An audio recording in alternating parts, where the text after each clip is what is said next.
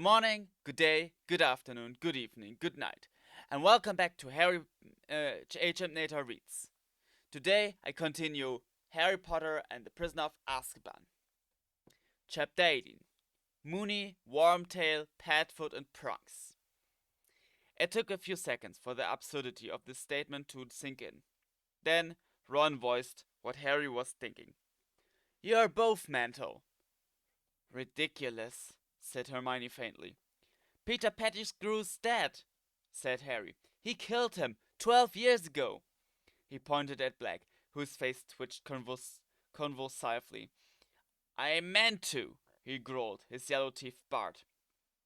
"But little Peter got the better of me. Not this time, though." And Crookshanks was thrown to the floor as Black lunged at Scabbers. Ron yelled with pain as Black's weight fell on his broken leg. "Sirius, no!" Lupin yelled, launching himself forwards and dragging Black away from Ron again. "Wait! You can't do it just like that. They need to understand. We've got to explain." "We can explain afterwards," snarled Black, trying to throw Lupin off, one hand still clawing the air as it tried to reach Scabbers, who was squealing like a piglet, scratching Ron's face and neck as he tried to escape. "They've got a right to know everything," Lupin panted, still trying to restrain Black. "Ron's kept him as a pet. There are parts of it even I don't understand. And Harry, you owe Harry the truth, Sirius." Black stopped struggling, though his hollowed eyes were still fixed on Scabbers, who was clamped tightly under Ron's bitten, scratched, and bleeding hands. "All right then," Black said without taking his eyes off the rat.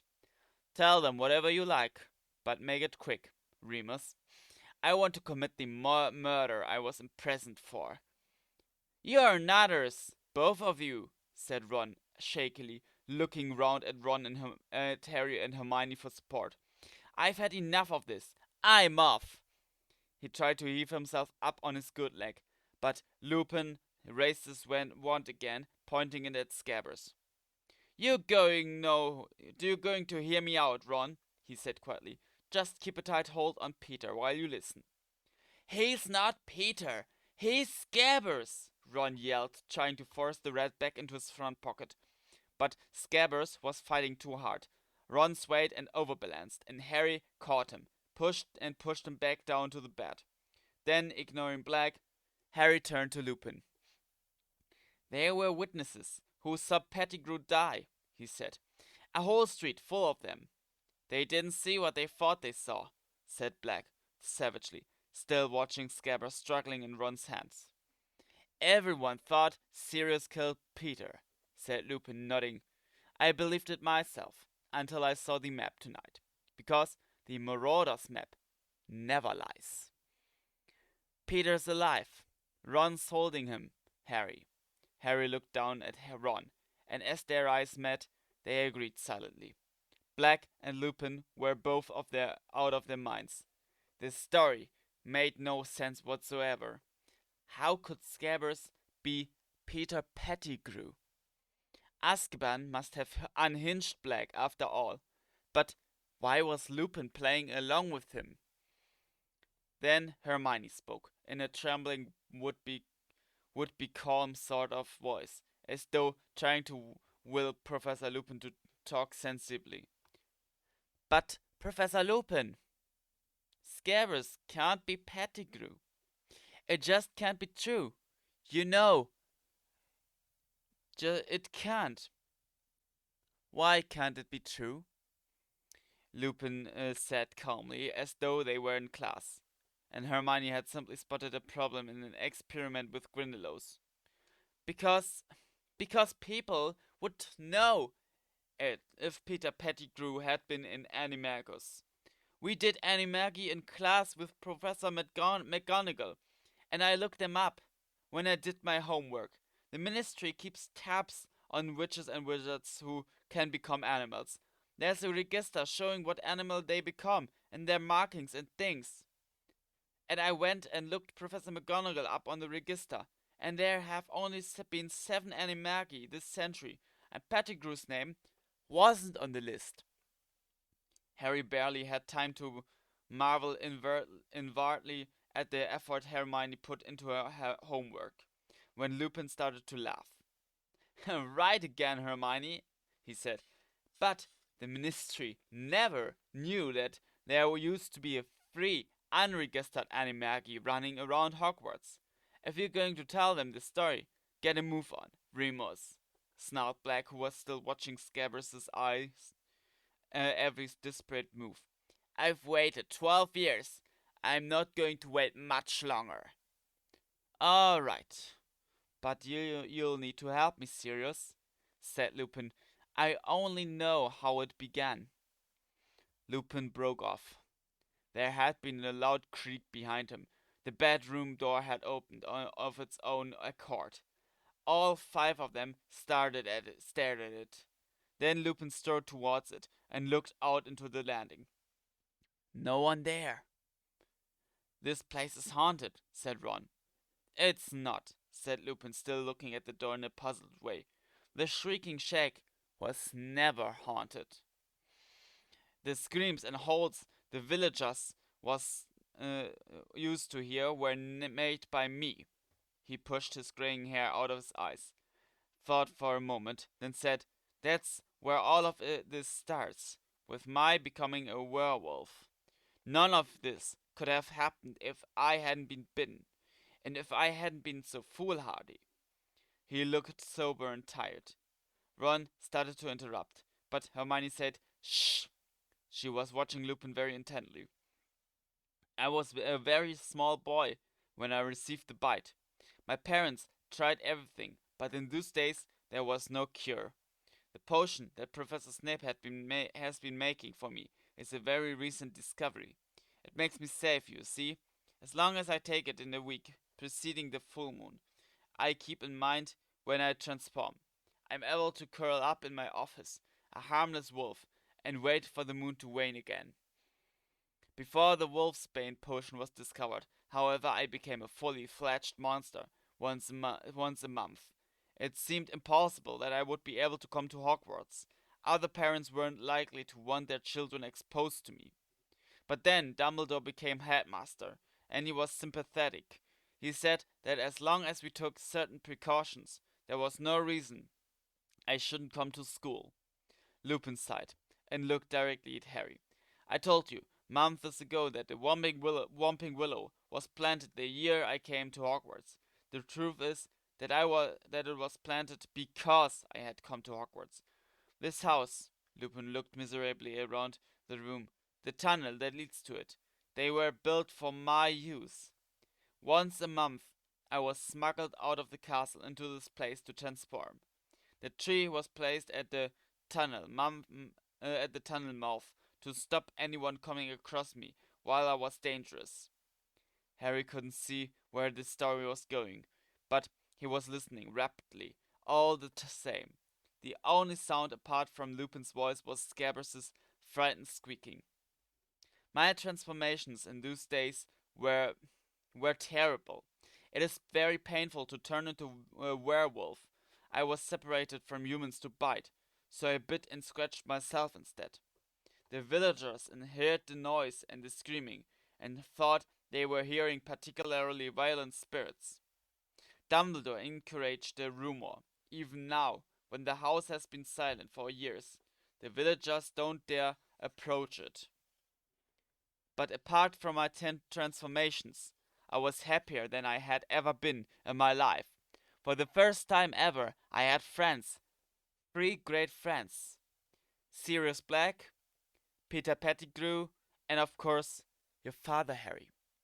James Potter. Now, my 3 friends could hardly fail to notice that I disappeared once a month. I made up all sorts of stories. I told them my mother was ill and that I had to go home to see her. I was terrified they would desert me the moment they found out what I was. But of course they like you. Hermione worked out the truth.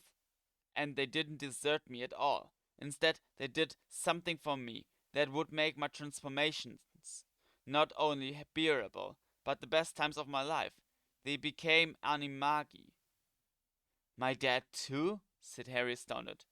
Yes, indeed, said Lupin. It took them the best part of 3 years to work out how to do it. Your father and Sirius here were the cleverest students in the school. And lucky they were because the Animagus transformations can go horribly wrong. One reason the Ministry keeps a close watch on those attempting to do it. Peter needed all the help he could get from James and Sirius. Finally, in our 5th year, they managed it. They could each turn into a different animal at will. But how did that help you? Said Hermione, sounding puzzled. They couldn't keep me company as humans, so they kept me company as animals, said Lupin. A werewolf is only a danger to people. They sneaked out of the castle every month under James's invisibility cloak. They transformed.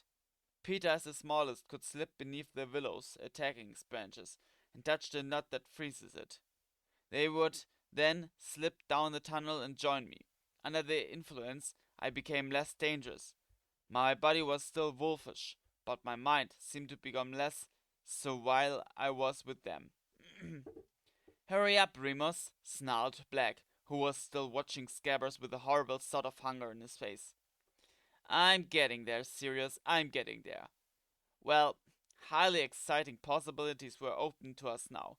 We could all transform. Soon we were leaving the Shrieking Shack and roaming the school grounds and the village by night. Sirius and James transformed into such large animals they were able to keep a werewolf in check. I doubt whether any Hogwarts students ever found out more about the Hogwarts grounds and Hogsmeade than we did. And that's how we became to write the Marauders map and sign it with our nicknames. Sirius is Padfoot, Peter is Wormtail, James was Prongs. What sort of animal? Harry began, but Hermione cut across him. That was still really dangerous, running around in the dark with a werewolf. What if you'd given the other the slip and bitten somebody? A thought that's still really dangerous. There was a thought that still haunts me, said Lupin heavily. And there were near misses, many of them. We laughed about them afterwards. We were young, thoughtless, carried away with our own cleverness. I sometimes felt guilty about betraying Dumbledore's trust, of course. He had admitted me to Hogwarts when no other headmaster would have done so, and had no idea I was breaking the rules he had set down for my own and others' safety. He never knew I led 3 fellow students into becoming animagi illegally, but I will always manage to forget my guilty feelings every time we sat down to plan our next month's adventure. And I haven't changed. Lupin's face had hardened, and there was self-disgust in his voice. All this year I've been battling with myself, wondering whether I should tell Dumbledore that Sirius was an animagus. But I didn't do it. Why? Because I was too cowardly. It would have meant admitting that I'd betrayed his trust while I was at school. Admitting that I'd led others along with me. And Dumbledore's trust has meant everything to me. He let me into Hogwarts as a boy, and he gave me a job when I have been shunned all my adult life, unable to find paid work because of what I am. And so I convinced myself that Sirius was getting into the school using dark arts. He learned from Voldemort that being an animagus had nothing to do with it. So, in a way, Snape's been right about me all along. Snape? Said Black harshly, taking his eyes off Scabbers for the first time in minutes and looking up at Lupin. What's Snape got to do with it? He's here, Sirius, said Lupin heavily. He's teaching here as well. He looked up at Harry, Ron and Hermione. Professor Snape was at school with us. He fought very hard against my appointment to the Defense Against the Dark Arts job. He has been telling Dumbledore all year that I'm not to be trusted. He has his reasons. You see, Sirius here played a trick on him. which nearly killed him. A trick which involved me. Black made a derisive noise. It served him right, he sneered, sneaking around, trying to find out what we were up to, hoping he could get us expelled. Severus was very interested in where I went every month, Lupin told Harry, Ron, and Hermione. We were in the same year, and we didn't like each other very much. He especially disliked James. Jealous, I think, of James's talent on the Quidditch pitch. Anyway, Snape had seen me crossing the grounds with Madame Pomfrey one evening as she led me towards the Whomping Willow to transform. Sirius thought it would be amusing to tell Snape all he had to do was prod the knot on the tree trunk with the long stick, and he'd be able to get in after me. Well, of course, Snape tried it. If he'd got as far as this house. Well, of course, Snape tried it. If he'd got as far as this house, he'd have met a fully grown werewolf. But your father, who'd heard what Sirius had done, went after Snape and pulled him back, at great risk to his life. Snape glimpsed me, though at the end of the tunnel. He was forbidden to tell anybody by Dumbledore, but from that time on, he knew what I was. So that's why Snape doesn't like you, said Harry. No. So that's why Snape doesn't like you, said Harry slowly. Because he thought you were on the joke? That's right. That's right, sneered a cold voice from the wall behind Lupin. Severus Snape was pulling off the invisibility cloak, his wand pointing directly at Lupin. Yes, that was chapter 18. What happens in chapter 19? You'll see next time. Till then, see ya.